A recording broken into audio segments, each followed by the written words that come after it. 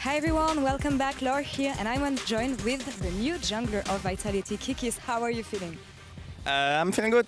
I'm not happy with the game though, because we both played sloppy, and I'm not happy with my performance because I made the mistake of dying early, and that's something that I don't ever want to allow to happen. So yeah. Yeah, but it's been a while since you've been on the stage, especially as a jungler. So how do you feel about coming back here today?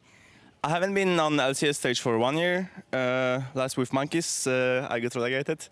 And jungle was 3 years ago, relegation with G2, where I qualified to LCS, 2015, right? So yeah, I'm happy to be back, and yeah, it's fun to be on stage again. It's odd feeling because everything like feels normal to it because I'm used to it. I've been in LCS for like off and off, on and off 3 years, so yeah. Perfect. And with new mates this time, how do you feel with the team? How are they treating you? I think they're treating me good enough. I think I'm feeling up good. They opened me with welcomed arms, and with the sub situation with Gilius as well, we have a good relationship. We are talking about jungle matchups, jungle buffing, like the builds, and I think it's a healthy relationship and like rivalry, I guess, competition for the spot. So yeah. Perfect. Well, you said you were disappointed with your performance today, but you've been chosen as the player of the game. How do you feel about it? I mean, I don't know. Maybe there was. I think we all didn't play well, but I guess I played the least bad. Well, what are your hopes for Vitality through the end of the split? I mean, you come in a difficult situation. Vitality were on a tough spot lately. Do you feel some pressure having to pick things up again, especially in the middle of the splits? Like I didn't expect to play so fast, but they just had trust in me.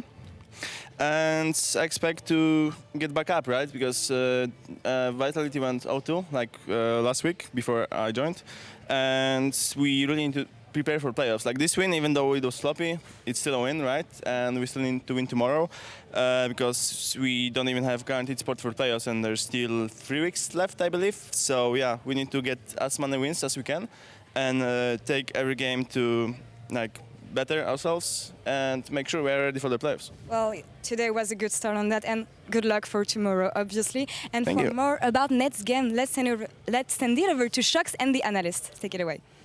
Thank you so much, Laure. There you go. Kikis, 70% of the votes and player of the game. This is not something we can talk about too much right now. We will get a chance in a post-game lobby, but this just got so interesting. I mean, if you're Gilius, they say they have a good relationship, but competitively, that is a bit of a nightmare. This guy comes in.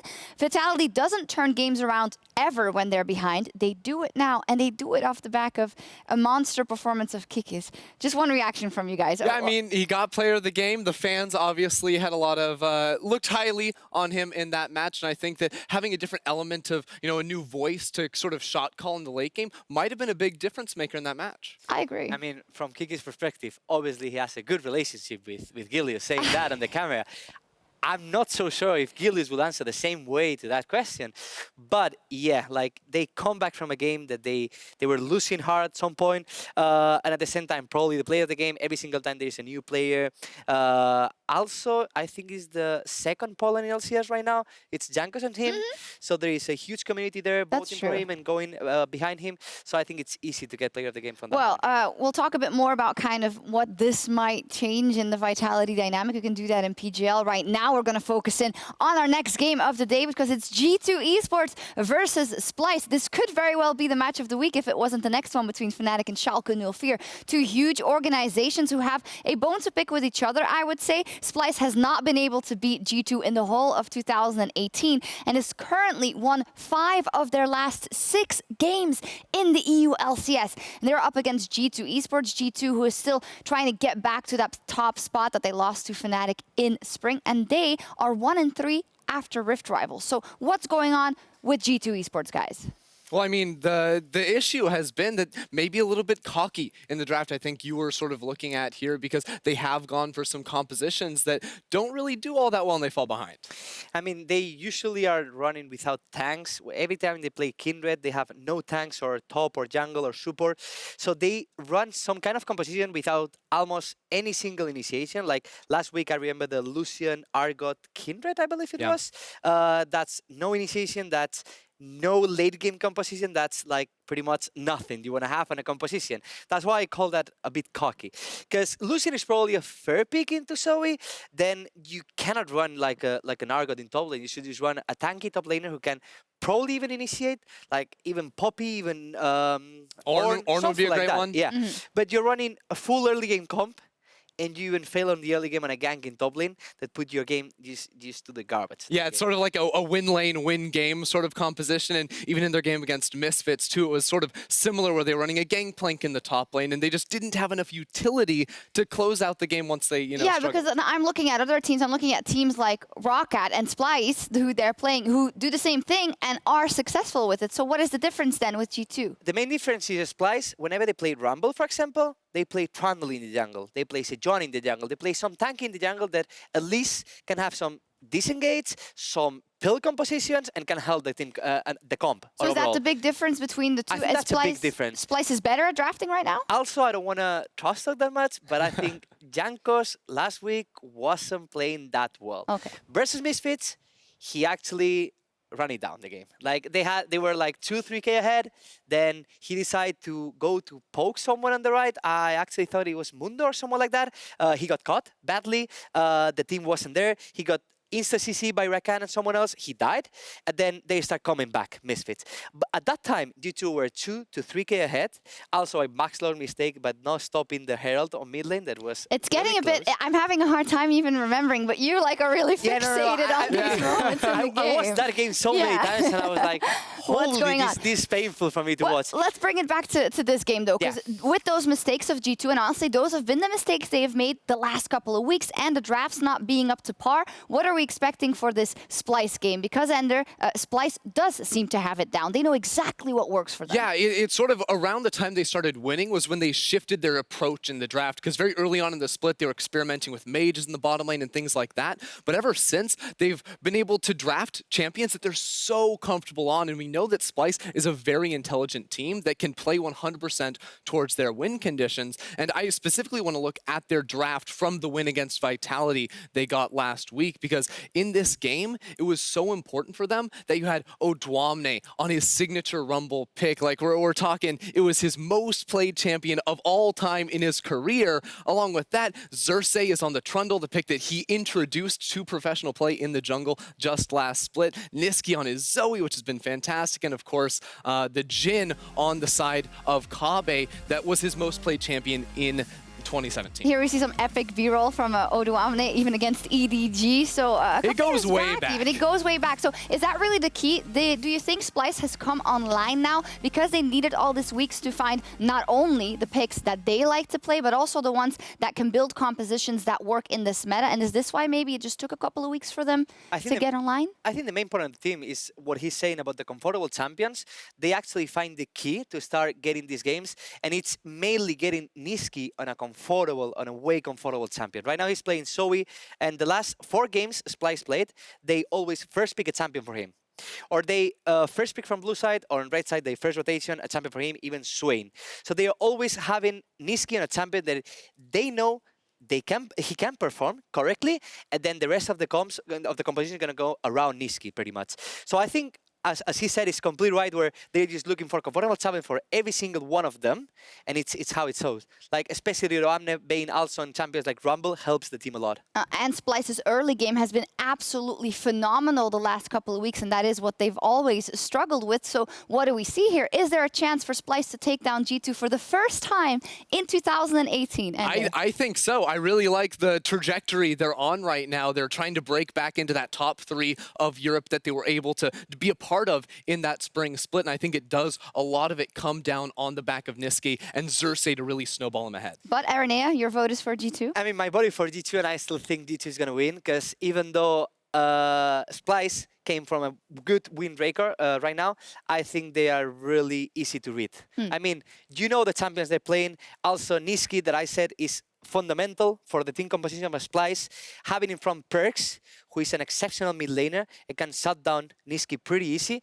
But once again, I think it's all going to depend in the jungle matchup. I think Xerxe and Jankos, that's all going to depend in this game. They're going to go head-to-head. I cannot wait. Incredibly important matchup in the race for playoffs. Will Splyce be able to beat G2 finally this year? We'll see. It's time for them to face their arch nemesis right now.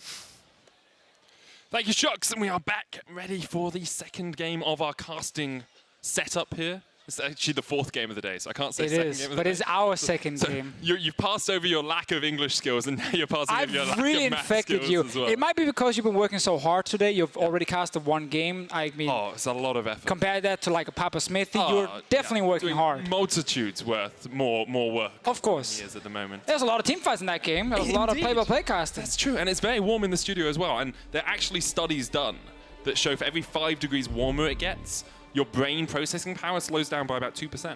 Wow. Yeah. So you're down to what now? Like 3%. Yeah, that's what to say. You're pretty far down, mate. It's an Aatrox ban, rip. Zoe ban is important. The analyst just talked about Nisqy playing a lot of Zoe. His champ pool goes 7 games of Zoe, and then 1 game of everything from Irelia to Ryze to Syndra to Lucian mid. But the Zoe has been the key pick for Splyce. G2 do not want to grab it as a first pick. They want to have the option open for other things.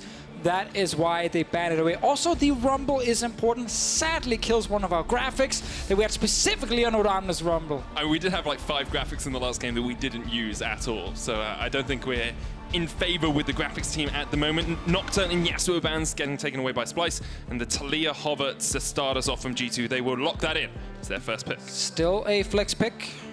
Can actually also be played bot lane for some interesting kill lanes if you want to go that route. Odoamne with the signature. Maokai Rammus. Same thing for Xerxe. You know, I realized the Splyce team have a lot of champs that always hover. They kind of need Hylissang and support to always hover the Draven or Hjärnan as well. Kobbe is always Ahri. Odoamne is Maokai and Rammus. Xerxe is Diana. On his side, it is a trend on the Splyce team. This is as standard as it gets though for Splyce. Gragas top lane. Jungle Trundle for Xerxe, his best pick. Ooh, that's a Jarvan locked in. Yeah, and a Heimerdinger as well. So they're sticking with the mages down towards the bottom side, but Jarvan possibly top. Could be played support if you really wanted to. I mean, yeah, if you're dumb, but I assume it's gonna be Jarvan top lane taken against the Gragas. We've seen this a few times where teams grab the Jarvan, play towards the Jarvan lane in the early game, and then you can actually snowballing really hard. But we've also seen it fail. I remember Whipper playing it earlier this split. Definitely seen it fail. He's so squishy, and when he EQs forward, he's not getting out again. So if he does that, and the enemy jungler shows up, bam, you're dead. You are suddenly falling behind your lane. Swain, most likely going down to bot lane, can be swapped to mid, however, that is important to highlight. And of course, Hjärnan gets his Heimerdinger. Surprise is not banned, but that is one of the problems with being on red side against G2 Esports. You're kind of running out of bans, because you got the OP champs, and then you have Heimerdinger. I mean, Splyce did decide to get rid of the Yasuo, which hasn't been played at all by G2 this split. So that is a ban Scrims, that could have gone. baby. Yeah, it's Scrims. It's definitely Scrims, but could have gone towards the Heimerdinger. They're going to get rid of the LeBlanc as well here, trying to narrow down PerkZ's pool just a little bit. Yeah, it feels like Splyce have been looking at G2 and saying, okay, we think PerkZ is on a snowball champ. The Yasuo, the LeBlanc, like that's the kind of picks they're removing at the moment. We are missing their support, most likely, even though actually both Gragas and Trundle can go down to the support. A lot of flexibility. There's a lot of flexibility. kaSing, fun fact, has played 10 different champions already. You might as well add another one in either the Trundle or the Gragas if needed. I don't think he's really figured out what he wants to play yet, but he's going to be forced to do it soon. Orianna has become the new thing in Europe. Funny enough, we were the one region last patch that didn't play it, other than Selfie, who had 1 game on it, which is a while ago, if I remember correctly. Now everyone has realized you can just blind pick Orianna, and it's actually great. Yeah, so they're going to get rid of that on the side of Splyce. G2 with their final ban is going to be the Jhin. Oh, the Halo Blades Jhin, it's gone. Kobbe. No Halo Blades for us in this game. All right, let's see. Kobbe Lucian, we've seen that one before. Kobbe Ezreal, we've seen that one as well. So it does mean the Swain's going to go towards the mid lane instead of down towards bot. And he wants, I think, the added range against the turrets especially But Ezreal can get pushed in really hard by Heimerdinger, and you really don't have any all-in kill pressure, which is typically what a lot of teams are looking for against the Heimerdinger, because you can't really out-push him. Splyce are definitely going to be in a disadvantaged bot lane. Currently with the Jarvan top, if G2 succeeds with a gank there, that's another lane they can actually win. So I feel like on a G2 side, also with the Ryze, like, I like the abilities they have early game, and I like the amount of lanes they can actually play around. You can gank mid really easily with the Ryze in there. You have push in bot lane, and you have kill pressure top. Like, G2 are drafting a comp that can really go ham. I think the Tahm Kench does round it out pretty well as well, because if you go ham, you need an escape tool in case you do get ganked early on down towards that bottom lane. It is going to be the Tahm for Wadid, gives you a bit of roam potential as well across the map. Lots of teleports at the moment for G2 Esports. Expect to see most of those stick, in all honesty. And we also want to see easier ways to start fights, and that is the Jarvan from Wunder. Combine that with things like a Ryze ulti to activate the entire team. Let's see what we get from kaSing. It is going to be either the Trundle or it's going to be the Gragas. Sorry, going down to that bottom lane is what we expect at least. And as I said, 10 different champions so far. See, why not add another? I didn't want to pull you up on this, but I'm pretty sure he's played 8 this split. What? I think you might be looking at the entire season. You're looking at Rift Rivals as well. I got Rift Rivals because he played at Rift Rivals. Oh, that's true. That's true. Usually we just talk about the EU LCS, but I'll give you that one. 11 champions or 9 champions, depending on what you look at. Last year we didn't talk about Rift Rivals. This year we won. Oh, yes, that's true. So we do talk about Rift Rivals. Yeah, Splyce winning did not have good consequences. So Gragas Ezreal. I want to see how they play this lane. Obviously, Gragas against Heimer turrets. Yes. You have another tool to try and shut down the Heimer push. But all-inning with Gragas Ezreal, like, Gragas all-in is great.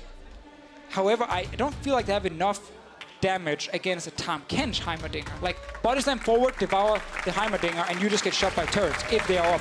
So it does give you a lot of options for team fights later on and for roam potential as well, alongside the Swain. I mean, look at it. It's like 4 tanky champions and an Ezreal sitting safely in the background. So Splyce is looking for team fights. It's a massive amount of scaling. It's how they found success last split. I just want to see how they play the bot lane. They have Ezreal Q and Gragas Q to take down turrets. So there is ways for them, of course, to actually try and shut down the Heimerdinger. They probably just can't kill him because Wadid is next to him on a Tahm Kench.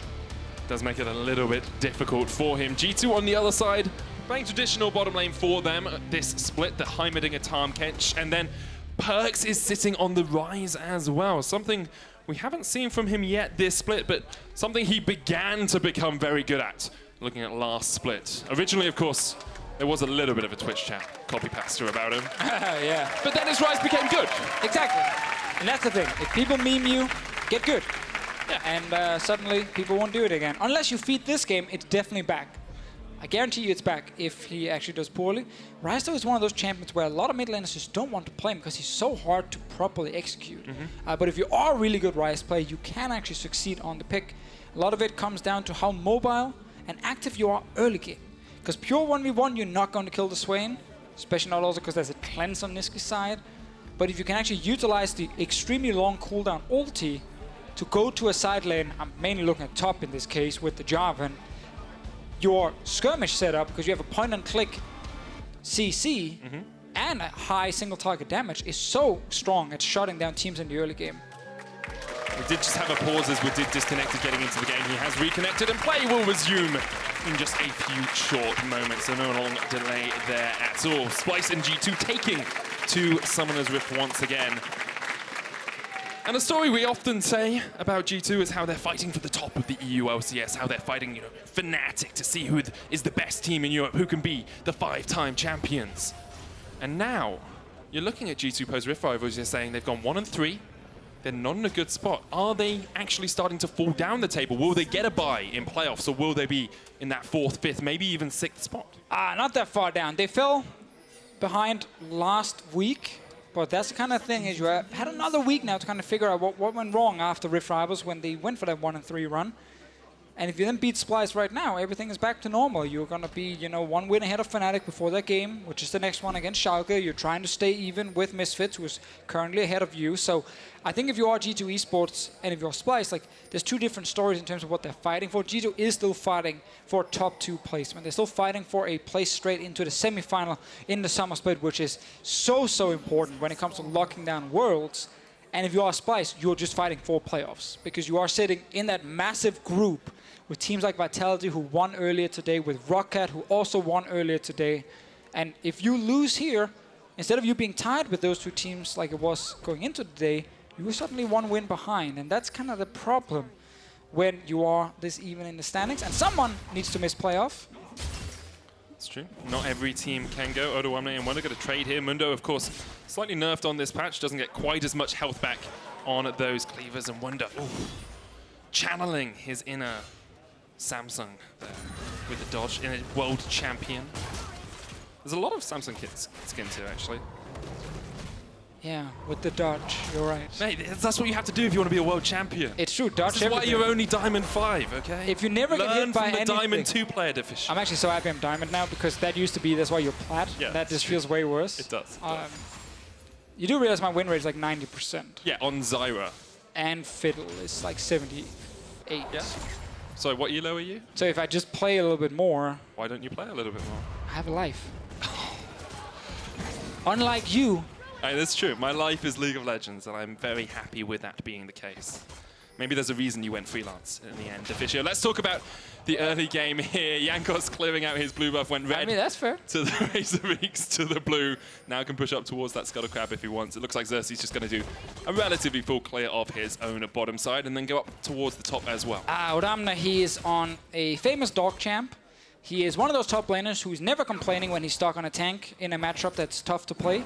At least I've never heard him once complain about that one. He's probably not going to get a lot of help this game. He's probably going to get killed by Taliyah. There's going to be a Ryze. There's most likely Wadid teeping up with Hjärnan at some point. So this is not an easy game for him to play. Xerxe, will he spot him? They know Jankos is there because he walks across this ward.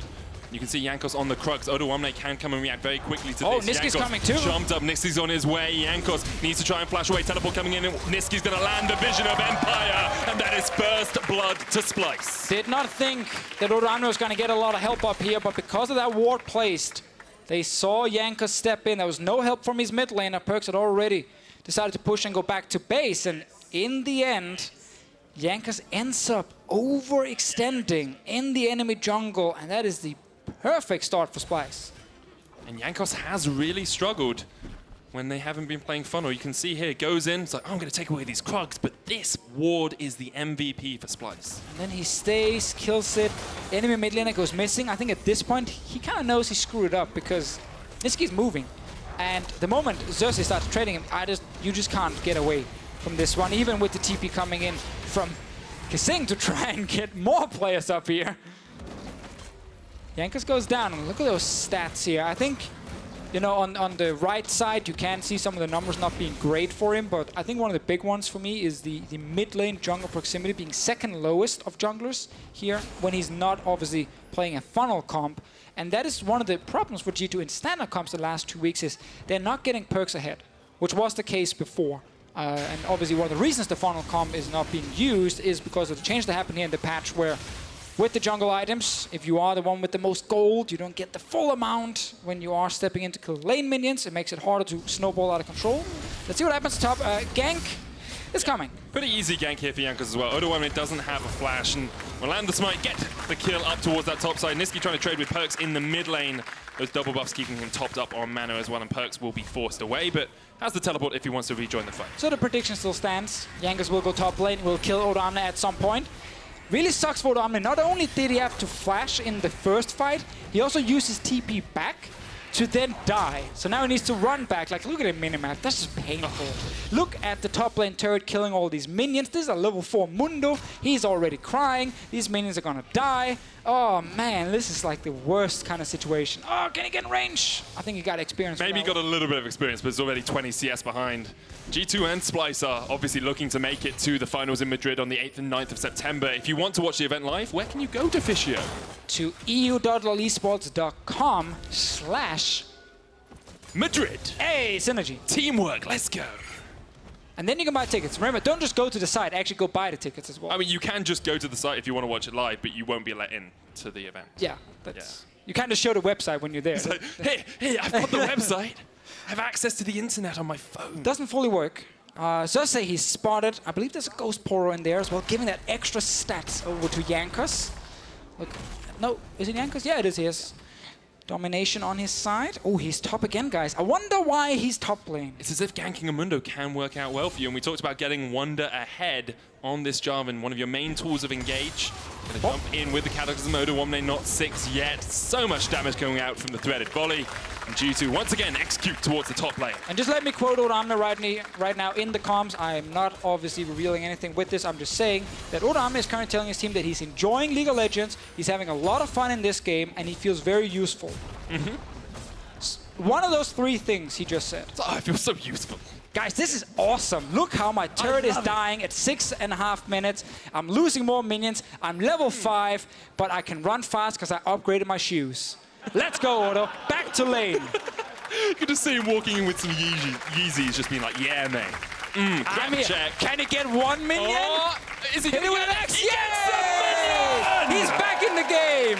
No longer on a dog champion now that he got that minion, but you say Ninja Tavis has been picked up for him. Xerxe is here towards the top side to try and stop G2 from doing anything. Here's Jankos again. Unsurprisingly, Jankos is on his way. Has the Weaver's Wall as well. Xerxe is higher level than Odoamne at the moment and will now steal his experience as well. Not good for him. Teleport coming in from PerkZ as well. Ryze. G2, there's the TP. No! This is great stuff from G2. Odoamne dead once again. Tower will fall and Xerxe is in no man's land. Once again, G2 come up towards the top lane and get 2 kills. So we said PerkZ will roam top at some point, and we also highlighted Wadid and Hjärnan will most likely join as well, because why not? You might as well send 5 people to kill Odoamne. He's running back. He's still level 5. He's not gotten that level 6 yet. Luckily for him, in the patch notes 2 patches ago, the early game death timer before level 8 was changed, so you can actually feed faster because you respawn quicker, and then you can go back to your lane, and the enemy team can send 5 people and kill you. Yeah, and we talked about G2 having all of those extra teleports in the pick and ban phase. Well, this is what it can do. I'm glad they used them on killing the 0-3 Mundo. It's so important. They do get first tower blood out of it as well. And one of the reasons they can do that is once again we see Hjärnan on the Heimerdinger. He keeps picking these push champions, pushing in the wave bot. It gives Wadid time to roam away, and it means there's no pressure on the G2 bot lane. Right, that's what kind of we briefly mentioned in the pick and ban phase that I felt a little bit bad about in the Splyce draft was they sacrificed a top laner with the Mundo pick, and then they don't actually get a winning lane somewhere else. Because if you're gonna sack one lane, you have to win somewhere else. But Ezreal and Gragas against Heimerdinger Tahm Kench is never gonna be a lane where you get a kill. So they just kind of accepted, okay, bot lane is a push lane. Mid lane, you're not solo killing mid laners with things like Swain versus Ryze. And that means G2 had no pressure against them anywhere. They could just keep going top. They're even gonna swap down bot lane with this fed Jarvan now, get a bot lane turret. So this draft from Splyce is just way too passive in the early game, especially when you have such a losing match up top when the enemy team can actually go and gank it. Well, we talked about how it was the draft looked similar to Splyce from Spring Split. That's what they did in Spring. A lot of late game. Incredibly passive. They gave up all of the early game, and then they said, okay, we'll put Kobbe on a hyper carry like the Caitlyn and try and just scale up. But it's not working for them here. G2 already 2 towers to 0 up. 2,000 gold ahead, and they're looking for a little bit more in this play on the mid lane. Nisqy goes into the Demonic Ascension, into the stopwatch as well, will keep himself alive, but that is a broken stopwatch now. It means that a repeat gank is on the cards. While this happened, I know we were making a bit of fun of Odoamne before, because Wunder walked bot lane, our good friend Mundo actually got to push out a wave. Look at that CS. Oh. He almost didn't. If he just got there before 10 minutes, he could actually been ahead at 10 minutes. That's the stat we like to use. It could have suddenly looked great for him. He only lost by 4 CS. Yeah, that's hardly anything. I think it shows that Odoamne and Wunder are even in this game. He's actually ahead right now. Yeah. So this, like, Odoamne is easily the best CSing top laner we've ever seen. Because Wunder, remember, Wunder was Rift Rivals MVP. Odoamne might be best in the West, actually, with these CS numbers. It's true. Wunder did play very well at Rift Rivals. Did not face any European top laners worth highlighting. That's the difficulty. That has definitely changed a little bit. But what he did, obviously, he went bot side to guarantee another turret. So Wunder is being a team player, and he's getting extra gold for his team. He is 800 gold ahead at the moment as well, which is a pretty sizable margin. And after Splyce made that early play, we haven't really seen much more from them. It's been all about Jankos playing this Taliyah up towards that top side, all about Wunder as well. Once again, that's the matchup we're going to see. Top and jungle all here at the same time. And Xerxe gets caught in the Cataclysm, taken out. The Weaver's Wall catch out Odo. Realm Warp in. Odo flashes, but I don't know if G2 are going to let him get away. They will sacrifice any more pressure. They got overconfident. They saw the CS was even. They felt like, okay, we're just as strong as they are down here in this lane. But it's not just a 2v2. There's that Ryze ulti. It's a long cooldown, but if you use it effectively, you are still joining a side lane fight. I think even if 2v2 they would have lost, seeing as Jarvan had already killed Xerxe here. Look at that CS difference in the mid lane as well. PerkZ 30 farm up over Nisqy, even after Nisqy got double buffs and first blood. Somehow PerkZ has just been able to weasel his way into a sizable gold lead. And get the first Drake as well on the side of G2 Esports. So 0-3 Mundo, 0-2 Trundle from Splyce's side. I feel like the top side has let them down. But again, I just want to highlight how they didn't actually have any good lanes they could really play around with the draft. Unless kaSing and Kobbe could surprise us. But I think you needed a level 6 on the Gragas first. And before he even got level 6, the top lane turret and the bot lane turret, it was already dead. And now they're going to look for the Rift Herald as well. Only 12 minutes in, they have that 3,000 gold lead. And this is looking much more like the G2 we saw before Rift Rivals. Not the G2 that's been 1-3, the G2 that went 6-0. Have to remember they were undefeated until they played up against, I think it was Misfits who beat them for that first game. It must have been, because Misfits are undefeated. Yes. Must have been. I believe you are correct. Safe statement. Yeah. I just want to highlight that G2 swapping to the Rift Rivals style of Wonders on a carry again. Oh, let's see what happens here. They're even sending the Heimerdinger. Abyssal Voyage comes in, the Dinger joins the fight, but Odo now has the sadism. Level 5 no longer, he's been able to scale up a little bit. Wadid with the Ghost in. Gets a level up off the minions, looking for a bit of a gobble here. Onto Odo. Leave him alone! Back into the stun, into the knockup. Goodbye, Odo. Hjärnan with the final blow. And if we look at the minimap, whenever this happens, 3 G2 players goes to the lane to kill Odoamne. Nothing else is happening on the map instantly. It takes time for Splyce to push out their lanes. They will look to top lane. PerkZ should know this. Jankos is around. There's no TP from Wadid yet, unless he can swap to it instantly. But Wunder on his side is currently sitting with his. He's just going to take a bot lane turret. And Splyce, because they now invest everything to go top lane, might even lose the mid lane turret, or at least they lose a lot on it. Like, they're just getting destroyed in terms of map movements. G2 just pulling them all around the map. Wunder will get the tier 2 here in the bottom lane. 14 minutes in, getting a tier 2 is an incredible thing for G2. 5,000 gold lead, they got a lot of damage on mid as well. Able to protect top lane. A good friend Wadid is running Demolish because, yeah, I mean, when you get to these turrets, you got to deal more damage. Oh, he's coming mid. So Nisqy needs to get out of here if he can. Flashes across the wall, but Jankos is there to meet him. The waiting arms of the Polish jungler. Jankos gets another kill for himself. I just keep looking at the minimap every single time G2 falls a play. All of Splyce are just sitting further down on the map, behind in every single lane, can't push anything. They're just trying to scale, but they don't even have proper wave clear. So they're just like, guys, can you stop forcing plays on us? We need like 20 more minutes. They're not going to get it at the rate things are going. Second tier 2 in the mid lane is down. G2 7-1 up. It's clean. 7,000 gold ahead, Deficio. It is a clean game.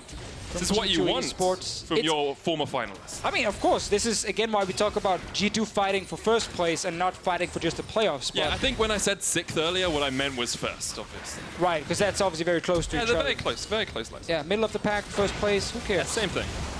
There's a replay of Nisqy dying. Great little play from G2, sending 5 members against 1. Typically, then you kill him. Yeah, usually in a 5v1 you do win. Yeah. That's what I've found across the course of my League of Legends career. I know you don't play that many games, so maybe it's just observing. I play a lot of ARAM. I consider myself an ARAM master. When do you ever end up in a 5v1 on an ARAM map? Very often. very often. Okay. I'm one of the guys who, in the late game, like to see my team go in and all die, and then I, alone, 1v5, tries to carry the game. I lose a lot. Yeah. It's not a great strategy. I don't recommend it. But it's due to the picks. Stupid pick and ban phase. It's random, you know, you can never select it. This is actually G2's largest gold lead at the 15-minute mark since week 1. Seems to be back to their former selves, almost 7,000 gold ahead. Because that's the thing, before Rift Rivals and even during Rift Rivals, like, they were actually one of the best early game teams. Yeah. We had to go with like Misfits and Fnatic, funny enough, the teams at the top. And typically it was just extremely fast snowball. The moment you fell behind against them, especially against the funnel comps, like no one could stop PerkZ, you would just get a bunch of kills. This game, PerkZ is actually supporting the rest of the team. Jankos is getting kills. Wunder, of course, is the one they're playing around, being part of every single kill so far on the Jarvan. And now at this point, they've snowballed so fast and killed so many turrets already that it almost feel like they're missing objectives to take. Like, you have to take the enemy jungle.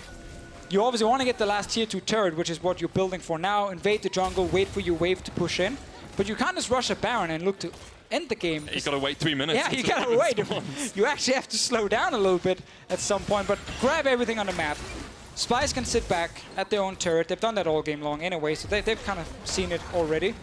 Nisqy, no flash on his side. Weaver's Wall is actually going to separate him. Pulled down straight away. There's going to be a big fight here in the top lane. Nisqy down straight away. Odoamne joins the fight with Wadid, knocked back into the Cataclysm. Wunder there as well in the midst of it all.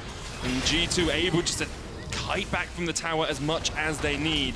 See Jankos, one of the main threats here for G2.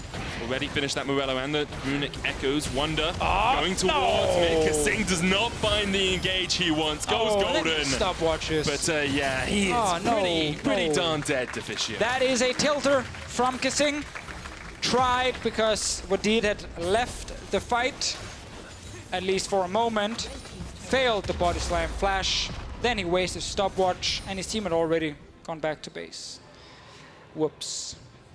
Yeah, and from a team that almost got perfect gamed last week, we're now seeing them almost perfect game Splyce. Only 1 kill separating them from that perfect game. They're going to get a Mountain Drake for themselves. So this is the setup we mentioned. They set up a push top lane, then they go into the enemy jungle while they wait for the minions to push. So they force Splyce away from the top side, isolate them, and then go for this play. It's just a great setup by G2. It starts the fight. They get the first kill, and now we just gotta look at Gragas. kaSing right there, level 8. He makes the call, guys, let's go. I can get these guys. Wadid is gone. Look at this. Oh! Failed the combo, did not get in range properly, and then you die. Yeah. He's trying something at least. I think Splyce at this point just kind of have to try whatever they can. They're 9,000 gold down, and it's not even the 20-minute mark. Deficio, like, they're not in a good spot at all. It's a great comment. Yes. Sherlock Holmes. That's Diamond 2 analysis for you right there. Dr. Medic. Smart man. Thanks, man. You're pretty smart yourself. Do you consider Splyce dead at the moment? Or is there a chance? Not yet. This is kind of like, you know, you're seeing some arrhythmias, patients circling the drain, you're standing there, you're pumping fluids, you've got the antibiotics coming in, you're calling consultants saying, I don't know what to do, I don't know what to do. Not the words you want to hear from a doctor. No. Definitely not. Usually you don't say it in the patient's earshot. Okay. Or they're unconscious, and so it doesn't really matter Then what it you doesn't, say. yeah, you can kind of say whatever. But. So we're still trying to get a Splyce back to life. At least holding on. Sadly for them, G2 Esports are not going to stop. Yeah, and the scaling that we talked about for them is so far away. Like, you're looking 20 minutes from now before they're even in a position to win a team fight. Oh man, it's gonna take forever for them to actually get there. They need G2 to be overconfident in a fight and give up a bunch of kills to buy more time for Splyce. But as long as G2 set up the Baron properly, they should get it, and that probably opens up all the inhibs, and then you can't really defend with the comp here. Fight is starting. Weaver's Wall's going to come out. Odoamne and kaSing trying to find a flank, but it's not how you find a flank that's important. It's whether you can actually win the fight after the flank is initiated. G2 might not even need the Baron medic. They might just go for the turret. Wave to die there from Kobbe, so let's just go for the big purple worm if you want to. Do you want to do it with only kaSing dead, though? Because there's always the opportunity for a steal from Xerxe. Yeah, but worst case, you engage with Wunder.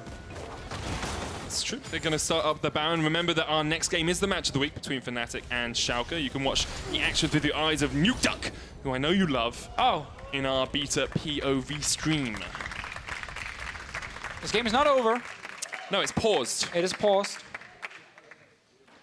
10-1 for G2 Esports, 10k gold lead, 6 turrets to 0, 2 drakes to 0. And the only member on Splyce's side who's not died yet is our good friend Kobbe down the bot lane. Yeah, and he's actually never died on Ezreal this split. So maybe died. he can keep those stats. He's only played it twice, but he is yet to die. Went 10-0-4 and 6-0-11 against Roccat and Fnatic respectively. We'll need a scoreline like that if they're going to win this game. I mean, it would be helpful if you could go 1-0-0 Yeah. or even 0-0-1 for Splyce. I do have a quick statistic I want to give you. This is not a quick stat. It's just a statistic I want to give you quickly as we look at this replay. Actually, let's look at the replay first, and then I'll give you my quick statistic. Well, kaSing, no flash, no way for him to get out. Really great use of Taliyah ultis this game from Jankos. Like we pointed out at the start of this game that he had struggled a little bit in non-funnel comps so far. I think this game he's looking fantastic on the Taliyah. It's just easy pickup for them. I believe the game is restarting. I'm not sure what the problem was. We'll find out in a second, I'm sure. As the game does restart, here's my quick statistic.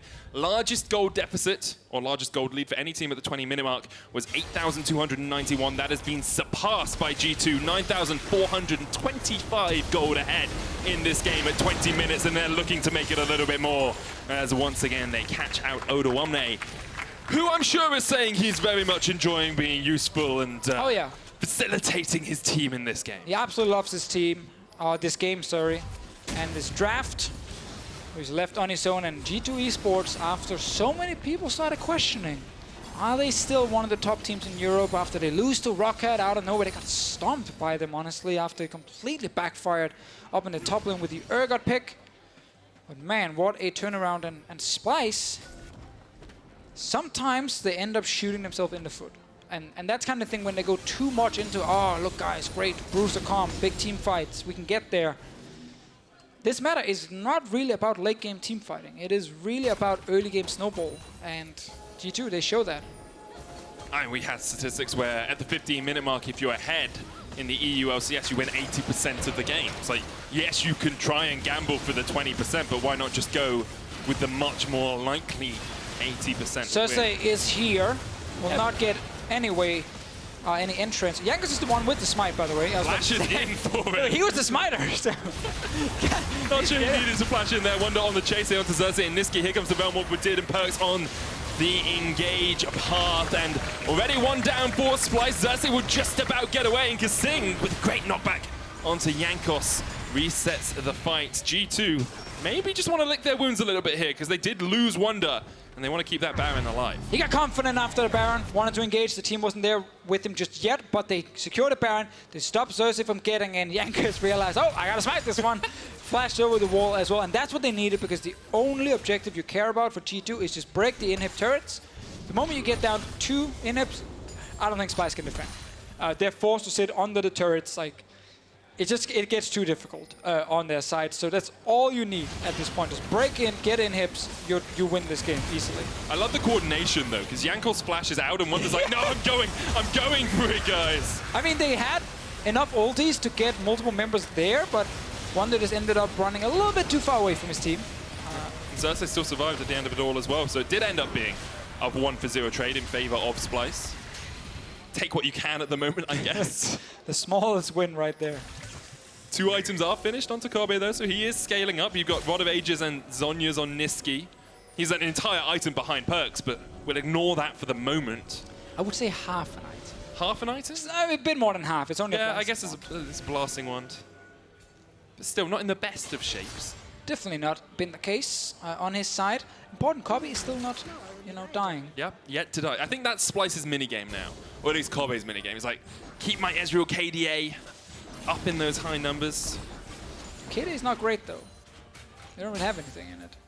Well, but if he dies, it would halve his KDA. Yeah, that's obviously. Or actually, it would technically there. make it tangible because at the moment it's infinite. There's with no deaths. There, so he needs to get a bunch of kills on the way out, but Jankos Tries to zone them off the turret. Need a bunch of hits from Hjärnan. Oh, bot lane.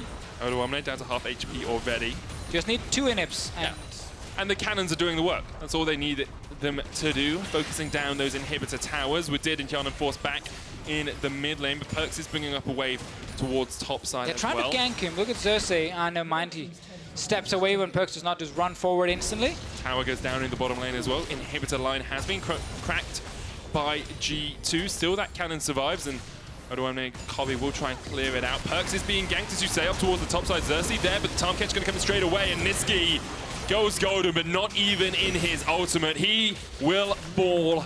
Wunder still pushing in the bottom lane, and Jankos gets the mid-inhib tower. And G2 just been so fast with Taliyah ultis, Ryze ultis, and Tahm Kench ultis. Like, their comp, when you fall behind against this, it's just so hard to play against, because you can never do anything in the side lane.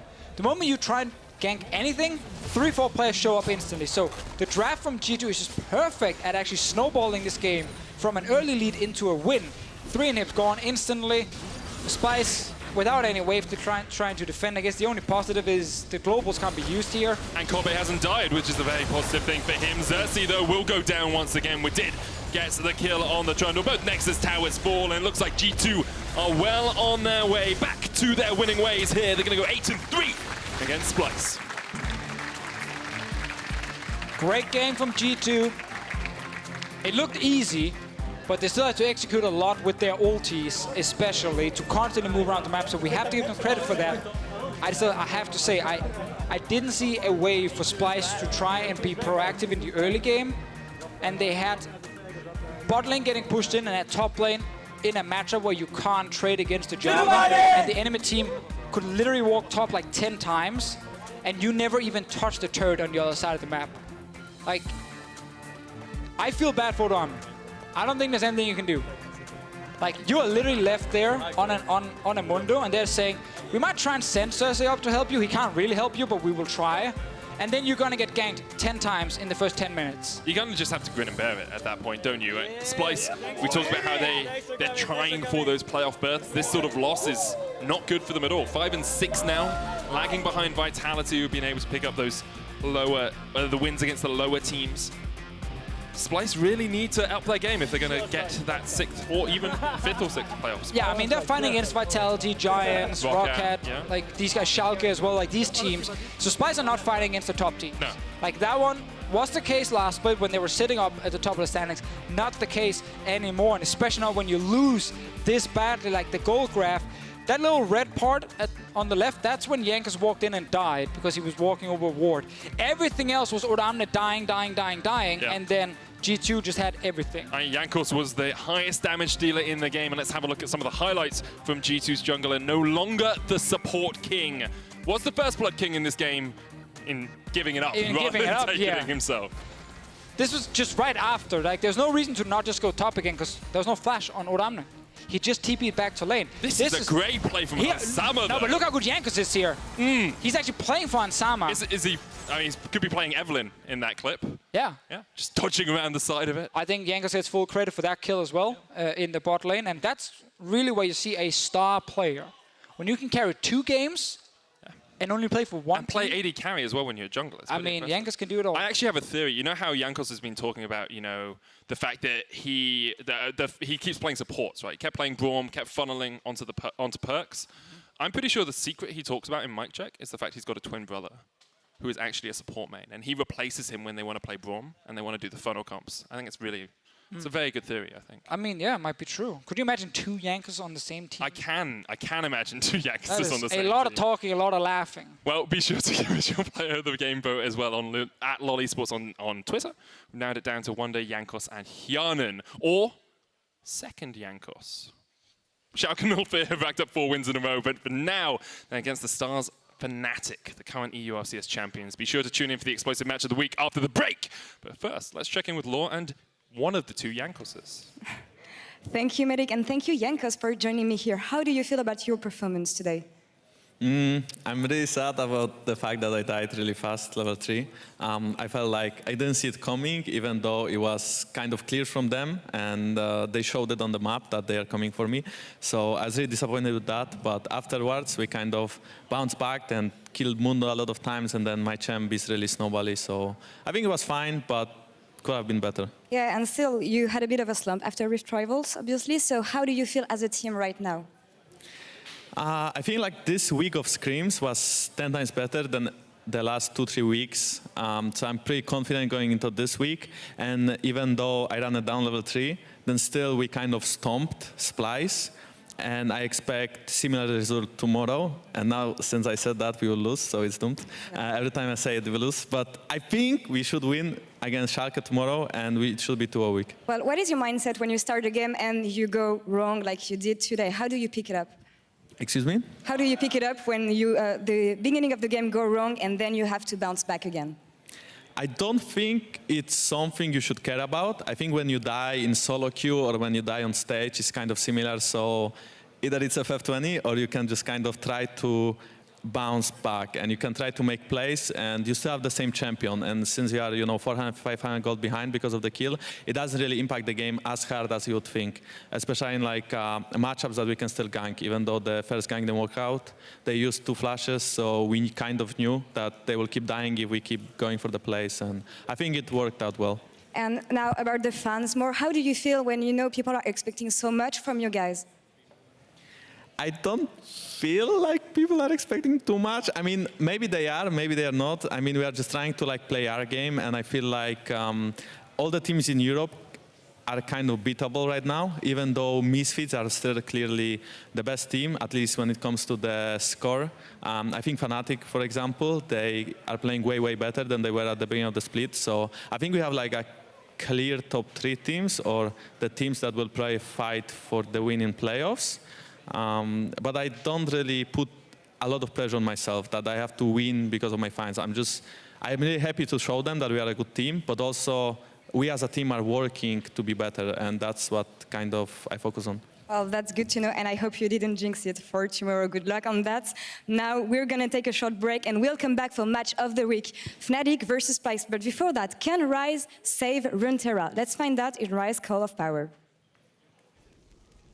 There is a great power in this world. Ancient and forgotten.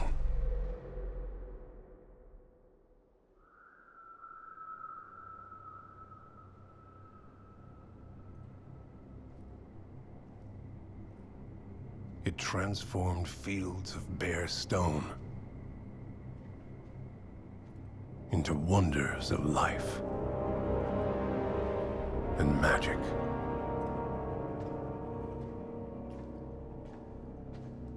It carved mountains,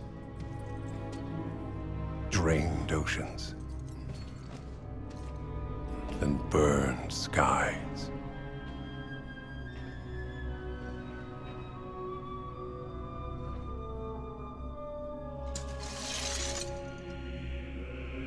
It never faded.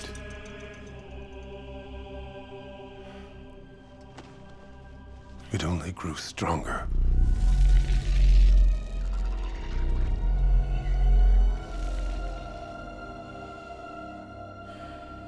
Hidden away, waiting to be found.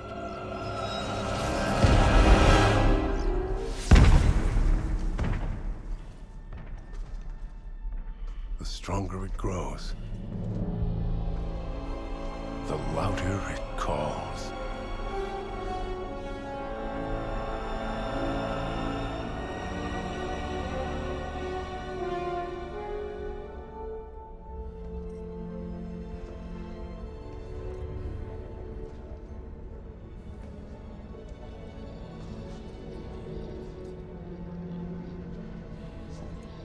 Others seek to claim this power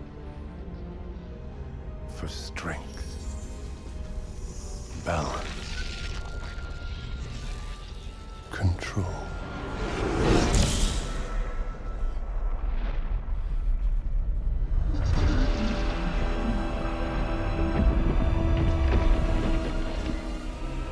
I was weak then, naive.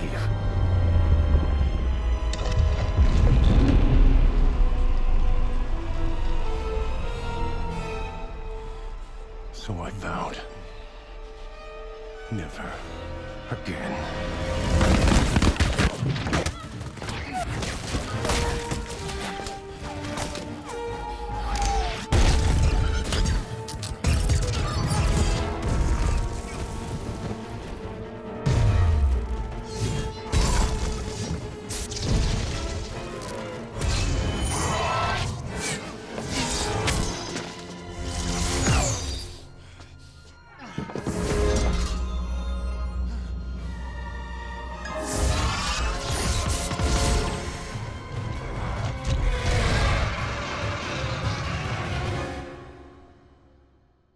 few can resist the call of power.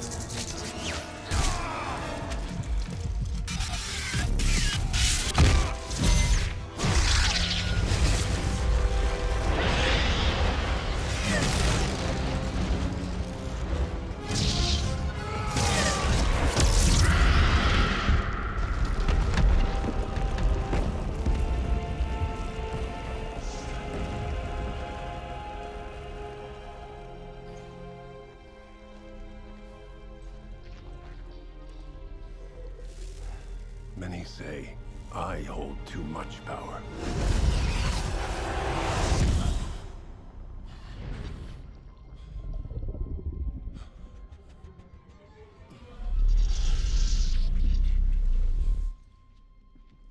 Others say I can't be trusted. Maybe they're right. But the only power I truly have is the strength to let it go.